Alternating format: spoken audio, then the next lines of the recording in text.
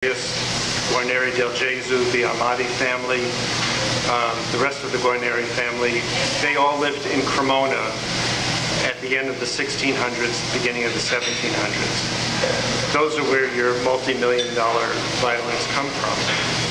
Now, most of them are incredible instruments, and they're just incomparable.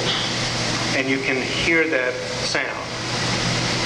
That being said, not all of them are great. Some of them, frankly, are duds, though some people who own them would not admit that, because they paid $1 million for it. And some of them have been repaired substantially, so they just don't sound as well as they originally did.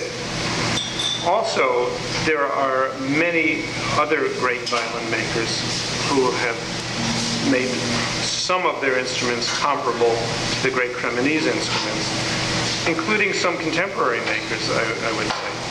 But I think, for the most part, the greatest instruments were made during like a 75-year period, starting at the end of the 1600s, amazingly enough.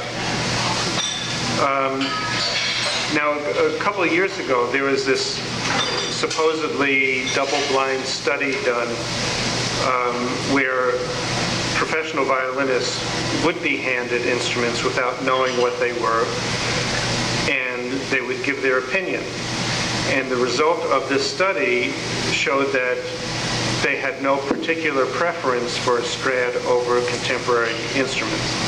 But this is part of the second part of your question, which is that I think, well, number one, they did not play in a big concert hall, and I think you have to play in a real concert hall to really hear, not only under your ear, but hear what the listener hears. But secondly, I've played on Strads before, and I have found that from day to day, I learn more about how to play that instrument.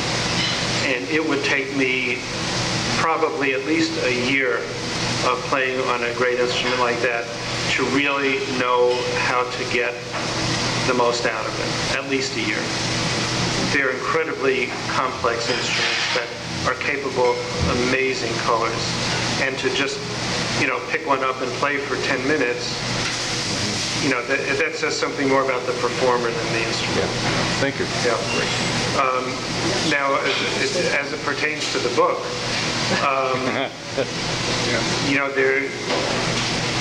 we think, probably most of us, and myself included, that the main aspect of buying or selling a violin should be the sound. But in reality, that's fairly low on the list of what determines its value. Number one is who made it.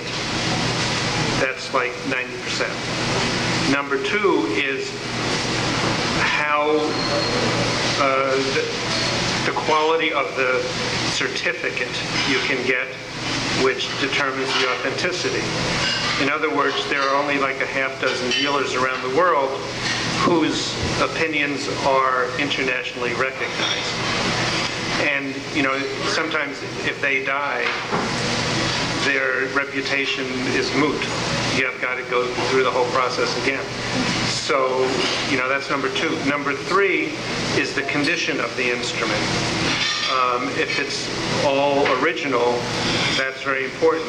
If a Stradivarius does not have the original scroll, it can be an equally beautiful scroll, but it lowers its value $250,000.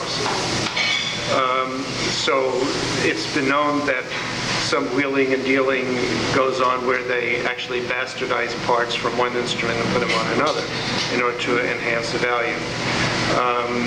So and sorry, finally, fourth will be how it sounds. If you're in the investment business, what's more important is who made it and not really how beautiful it is.